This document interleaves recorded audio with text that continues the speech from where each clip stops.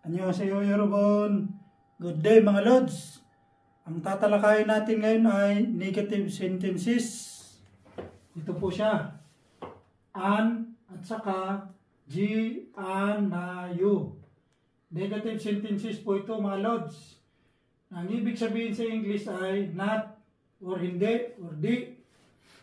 Itong an, kinakapit siya bago ang verbs or adjectives.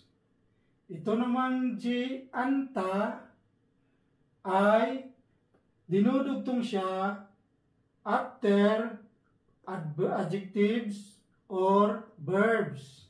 Ganito po siya, yung conjugation niya mga Lods. An plus verb or adjectives.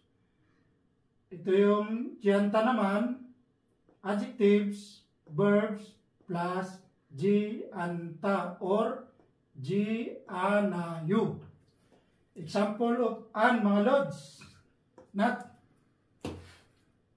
An mo go you. Am mo go you. I am not going to eat.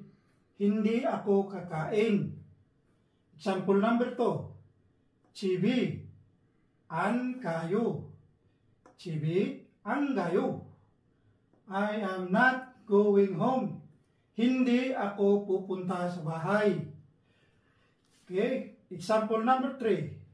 그거 안 버렸어요. 그거 안 버렸어요. I did not throw it away. Hindi ko po tinapon yun. Yan po mga Lodi. Example naman po tayo ng G, A, na, yo. Okay? Number 1. 먹지 않아요. 먹지 않아요. I am not going to eat. Hindi ako kakain. Okay? Kung mapapansin niyo po mga Lods, itong G, anayo ay dinudugtong siya sa verb stem or sa adjectives, mga Lodi. Ito namang an, nilalagay siya bago ang verbs or adjectives. Pero itong an at saka G, anayo ay pareha lang po ang ibig sabihin niyan sa English. At ito ay not, hindi. Okay? Example number 2. Chibi, kaji, anayo. I am not going home. Hindi ako pupunta sa bahay. Example number 3. 저는 학교에 가지 않았어요. 저는 학교에 가지 않았어요. Past tense na po siya mga Lodi. I did not go to school. Hindi po ako nagpunta sa school. Okay?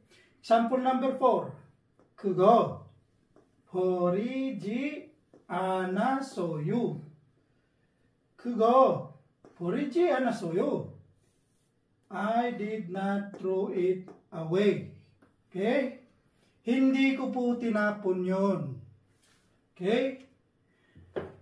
Dito sa Korea mga Lods, ang madalas po nilang ginagamit ay itong an. Madalas ko po itong naririnig kaysa sa G, anta or G, anayo. Okay? Tandaan nyo lang po, sa mga mag-i-exam dyan, kailangan marami po kayong alam na nouns, verbs, at saka adjectives, mga Lodi. Maraming salamat po sa inyo, mga Lodi. Annyeonghaseyo. Bye!